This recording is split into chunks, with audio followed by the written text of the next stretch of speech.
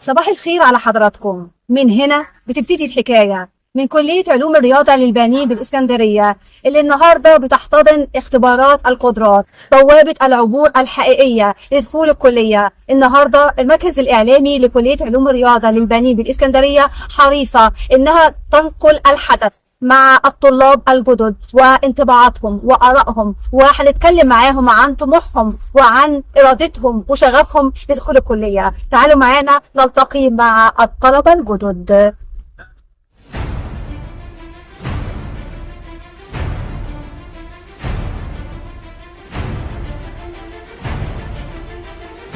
حابين نسأل شبابنا ايه رأيكم في امتحان القدرات؟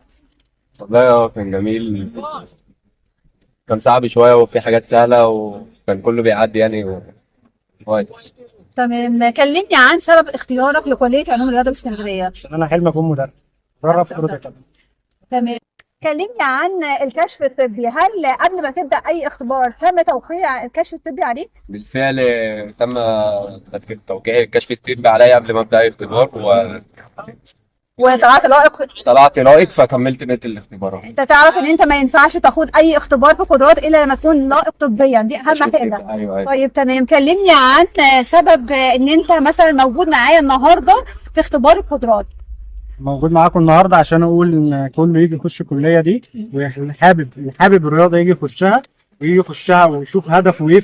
عايز يلعب كوره، سباحه، تايكوندو، اي حاجه نفسه فيها موجوده هنا، وان شاء الله باذن الله هتفيده في المستقبل. طيب هل في فعلا شفافيه في اختبار القدرات؟ هل لاحظت موضوع الشفافيه في انتقاء طلاب الجدد؟ ايوه، في شفافيه، مفيش مجال للمحسوبيه او الوساطه او اي حاجه؟ مفيش الكلام ده. تجربتك في مجال الشفافيه، فعلا في شفافيه ومصداقيه في اختيار الطلبه بناء على قدراتهم الشخصيه؟ كان كل سؤال كان في موضعه؟ ايوه. هل في مجال للمحسوبيه او الوساطه او اي حاجه من الكلام ده؟ لا، هنا كل واحد بمجهوده وكل واحد بيعتمد على نفسه. الشخصي فعلا كل واحد. دي اهم حاجه هنا في الكليه. كل واحد. كلمني، تحلم بايه بكره في المستقبل؟ شايف نفسك فين في المستقبل لما يتم اختيارك هنا في الكليه؟ ان شاء الله في اوروبا. في اوروبا؟ تمثل مصر؟ ان شاء الله. ان شاء الله.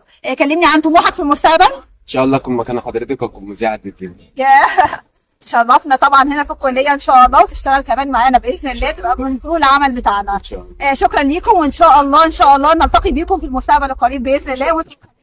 شكرا لكم، شكرا لحضراتكم جميعا، مع تحيات المركز الاعلامي لكليه علوم الرياضه للبنين بالاسكندريه.